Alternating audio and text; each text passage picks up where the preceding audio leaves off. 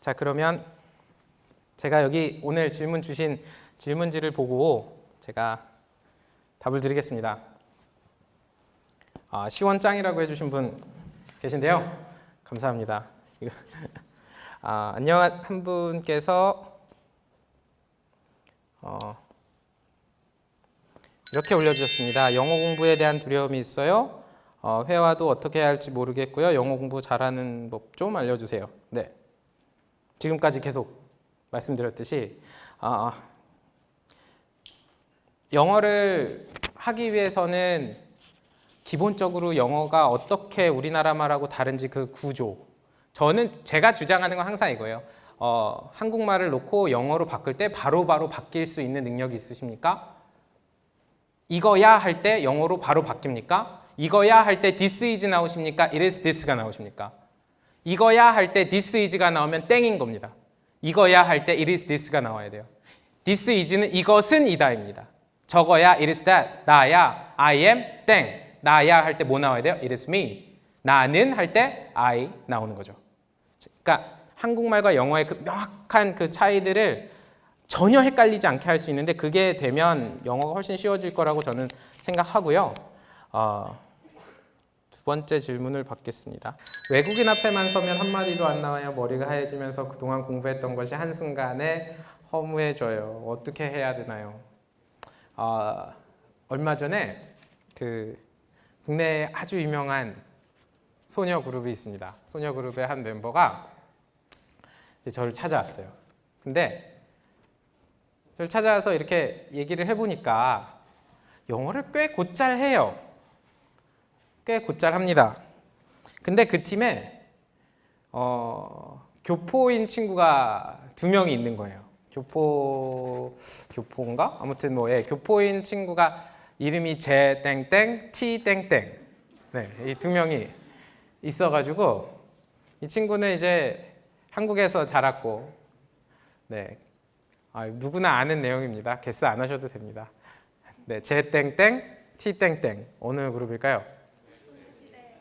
네, 맞아요. 소녀시대에 한 친구가 와서 저한테 영어 진짜 좀 할 수 있을 것 같은데 이 친구들 있으면 좀 약간 또 위축되고, 그리고 또 외국에 나가면 좀 더 더 위축된다 그러는 거예요. 제가 봤을 때는 곧잘 하거든요.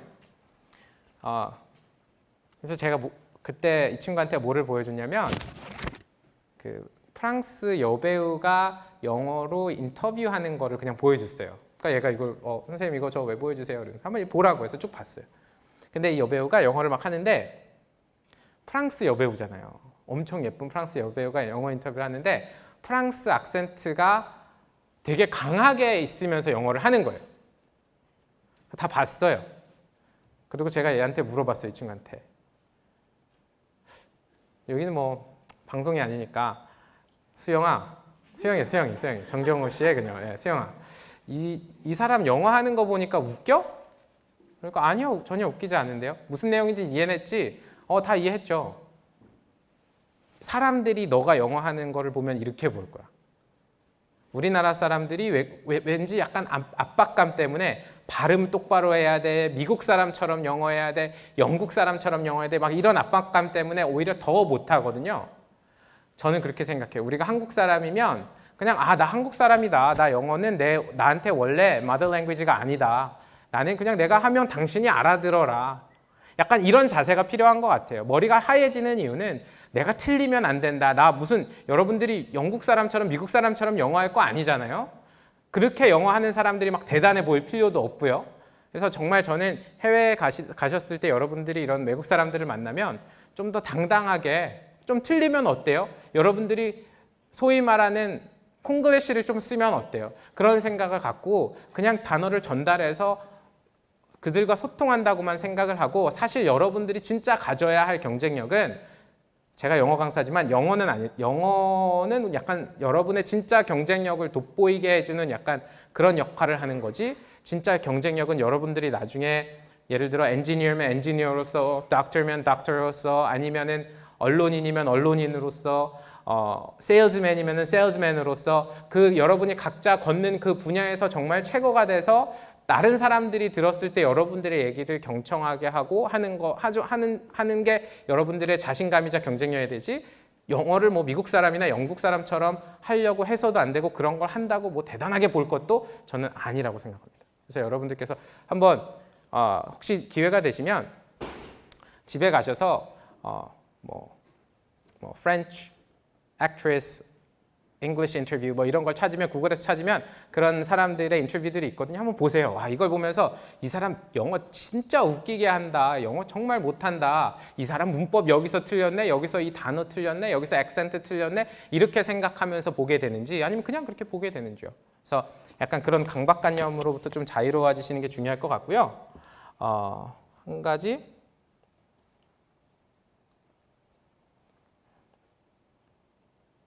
또 한 가지 제가 질문을 받겠습니다. 근데 대부분 질문이 거의 비슷하네요.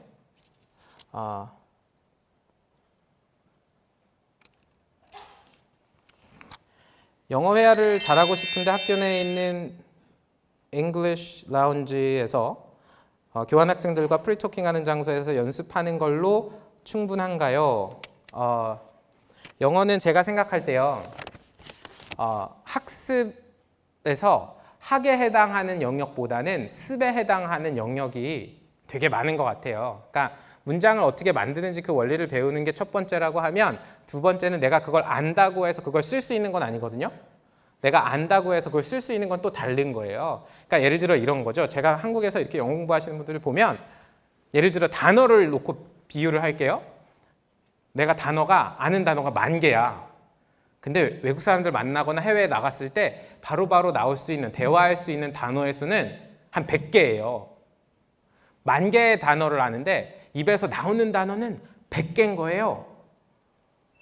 그래서 해외에 나가서 여행을 갔다가 충격을 받아요. 100개밖에 못 쓰니까.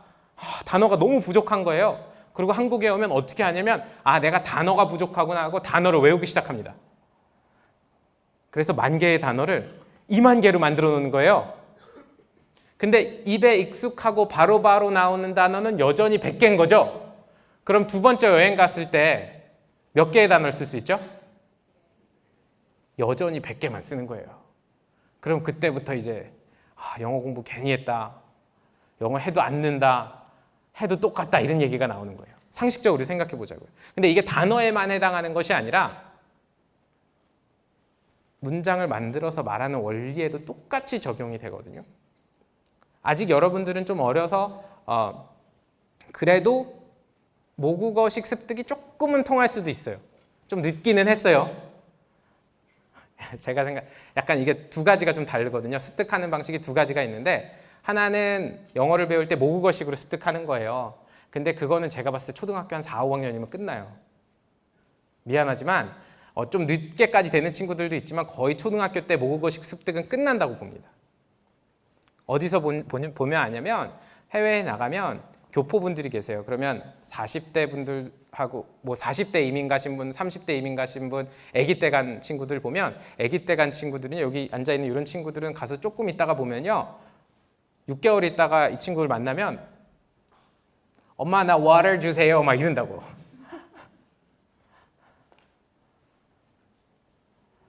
머리 색깔 칠해야 돼요. 막 염색이란다는 모르니까.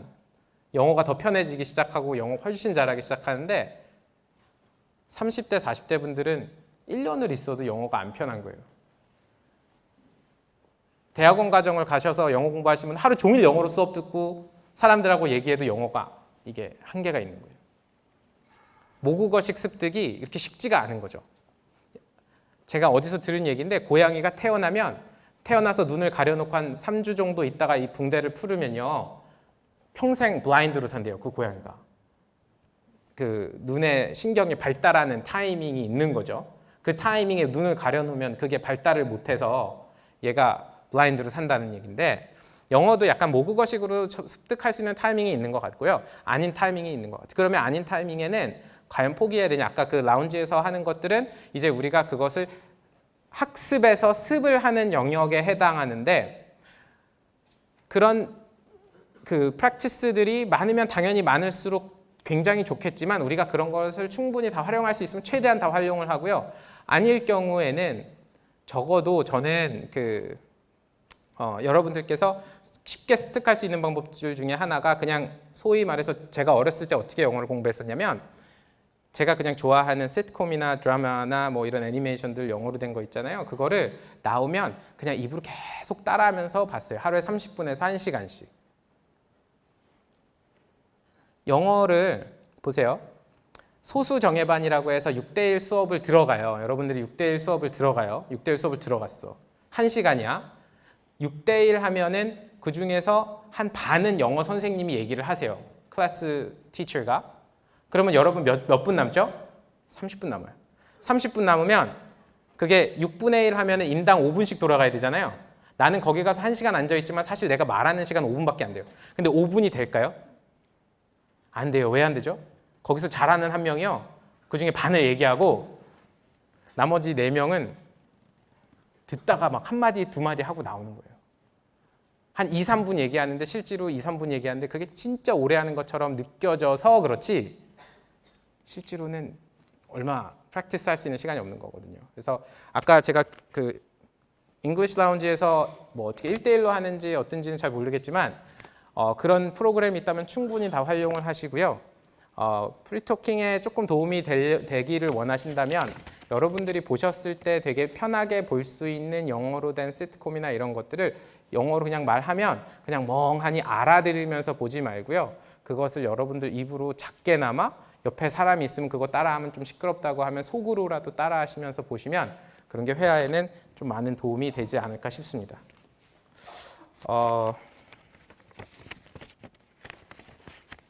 이거 굉장히 재밌는 질문 한 분이 해주셨는데요. 영어 공부를 하면 꼭 잠이 옵니다. 영어 공부를 쉽고 재밌게 할 수 있는 방법은 없나요? 외국인 여자친구를 사귀어야 하나요? 저는 마지막 거 완전 찬성. 제 주변에 외국인 여자친구 사귀어서 영어를 잘하신 분 많습니다. 능력이 되시면 외국인 여자친구분 사귀어 주시고요. 능력이 안 되시면 영어를 쉽고 재밌게 배울 수 있는 방법이 있죠. 영어가 안 되면 네, 맞습니다. 어떤 분이 영어 강사가 되고 싶으신가 봐요. 영어 강사가 되기 위해 갖춰야 할 덕목은 무엇인가요? 라고 질문하셨어요. 영어 강사가 되기 위해서 갖춰야 할 덕목은 글쎄요. 제가 생각했을 때 모든 가르치는 사람의 약간 덕목이어야 되지 않을까 싶은데 제가 초등학교 5학년 때부터 영어 공부를 했거든요. 초등학교 5학년 때 처음으로 영어 공부를 했어요. 근데 저에게 영어를 처음으로 가르쳐준 선생님이 누구냐면 저희 어머니세요. 여러분 제가 행복했을까요? 엄마한테 영어 배우면? 상상해 되게 웃는데 엄마한테 배우는 거 상상해 봤어요? 영어 책을 놓고 영어를 배우는데 제가 이해를 영어를 못하면 손바닥을 때리는 거예요, 저희 엄마가.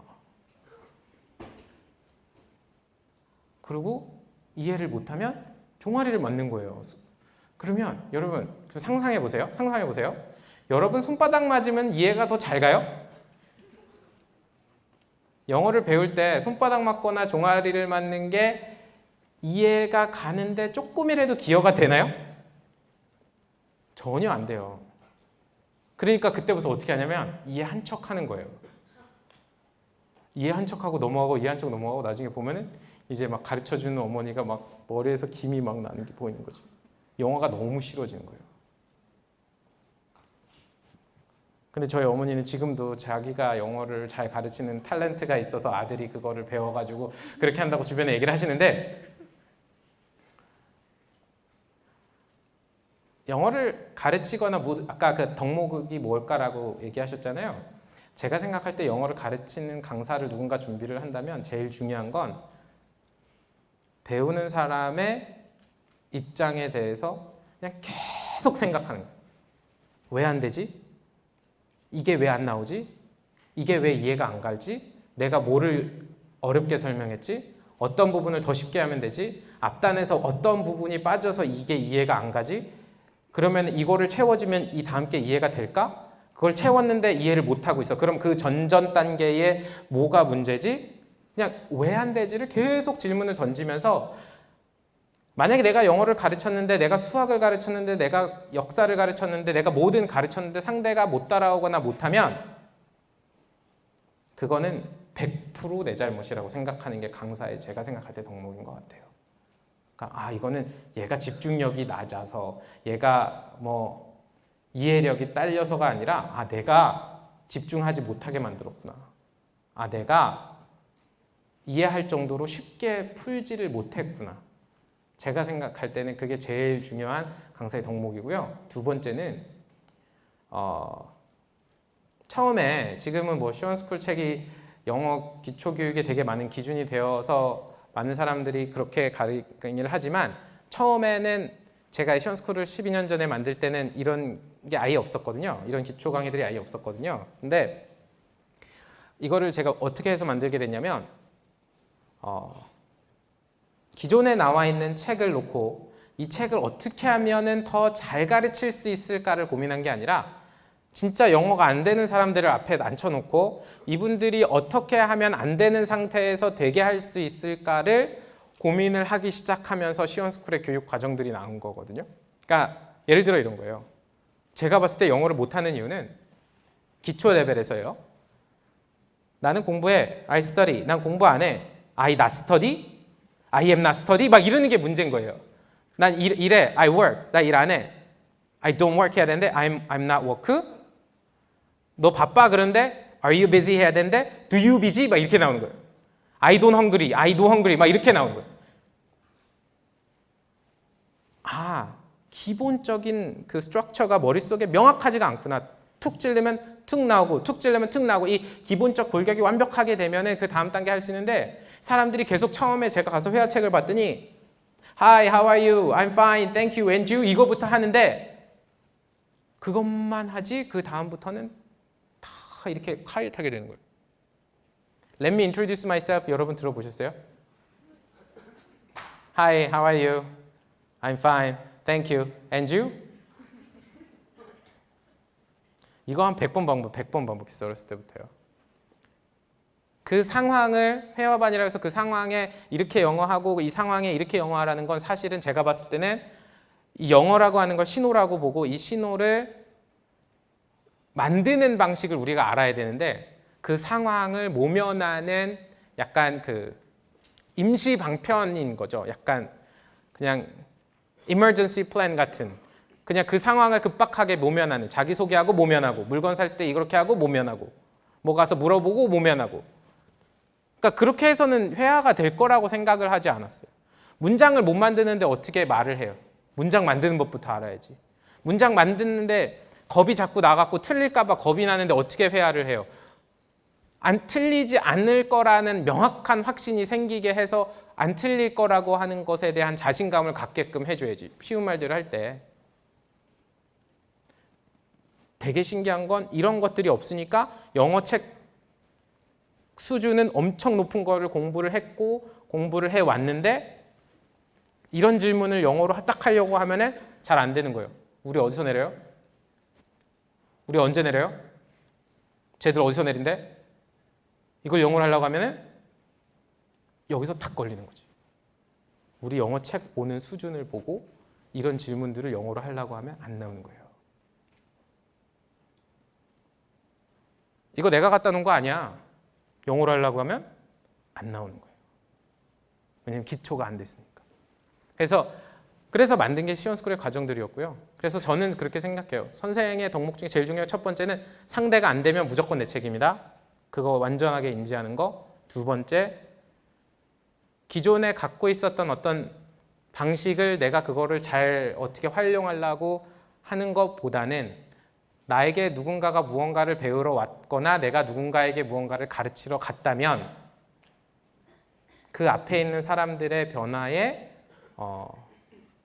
아주 몰두를 해서 질문을 던지고 그것을 해결해 주는 것이 굉장히 좋다. 물론 이렇게 대규모 강의에서 좀 그런 게 어려울 수는 있죠.